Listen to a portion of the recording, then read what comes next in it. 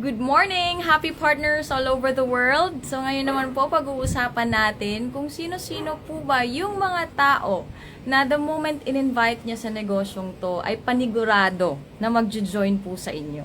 So siguro alam nyo na po by now na hindi lahat yung i-invite niya sa negosyong to ay mag-join at maniniwala sa'yo.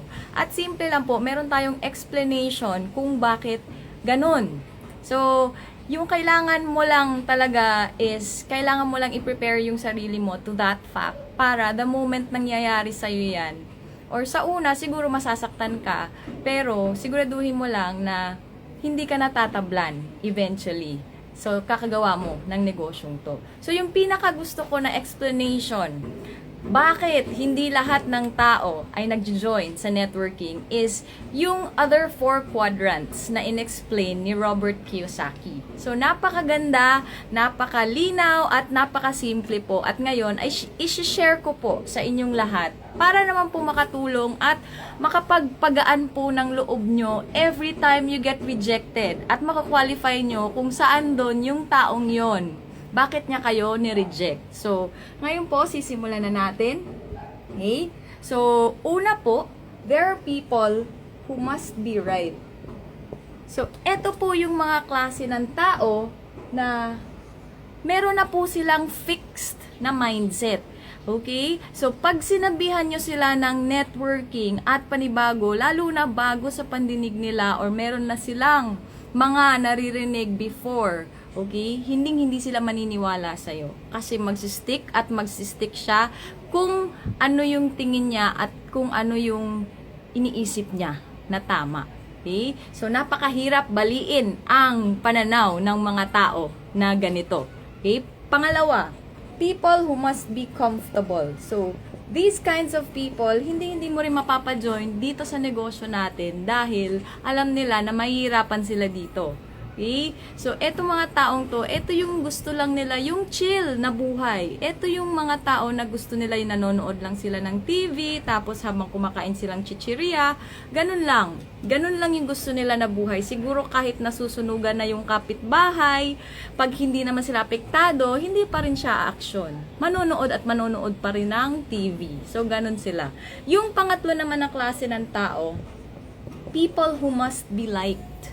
So these kinds of people, you cannot make them join this kind of business kasi ayaw nila yung kinikriticize sila. Hindi nila tanggap yun. Masakit yun para sa kanila. Ang gusto nitong mga taong to, i-please yung ibang tao. Eh, malabo naman po yun pag ganun. Kasi hindi po natin mapiplease lahat ng tao. Pero meron po talagang ganyan na klase ng tao. Now ngayon, sino-sino po ba yung hahanapin natin? So, sino-sino po ba yung mga tao na kagaya ko at kagaya mo na ginagawa yung networking business? So, eto po yung mga tao, people who must win. The winners. Like you and me. So, yun lang po yung hahanapin mo. At panigurado, eto mga taong to, the moment na kausap mo, magjo-join sila. So, sino-sino po ba yung mga winners? Eto po yung mga tao na kaya nilang magbago ng sarili nila for the sake of their dreams. Eto po yung mga tao na kaya nilang magsakripisyo para po makuha nila yung mga pangarap nila. Ito po yung mga tao na madali pong turuan. Ito po yung mga tao na open po for new opportunities na makakapagpabago ng buhay nila. Ito po yung mga tao na natututo po sila sa experiences ng ibang tao, lalong-lalo na po sa sarili nilang experiences at nakokorek po nila yung mga sarili nila. These are the kinds of people who never stop growing. These are the kinds of people na pag nadadapa sila, and it happens most of the time, kasi kailangan po natin magkamali every now and then para po matuto tayo.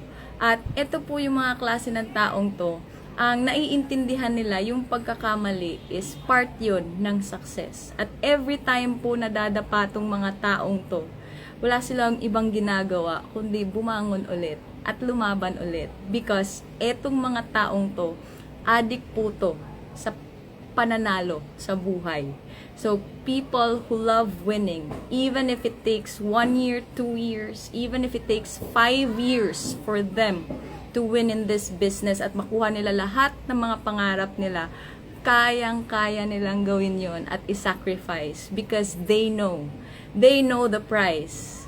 And they know kung ano yung nag-aantay sa kanila. At yun po yung mga klase ng tao, yun lang po yung hahanapin natin sa negosyo natin. So, kung ikaw po ngayon, hindi ka pa member ng AIM Global at tingin mo, ganun ka, you are a winner in your own right, then pwedeng-pwede ka po sa negosyong to. It doesn't matter kung nasan ka ngayon, it doesn't matter who you are, how old you are, as long as you think and you believe in your heart that you are a winner, you can always succeed in network marketing, especially in AIM Global. Happy networking po, happy changing lives worldwide.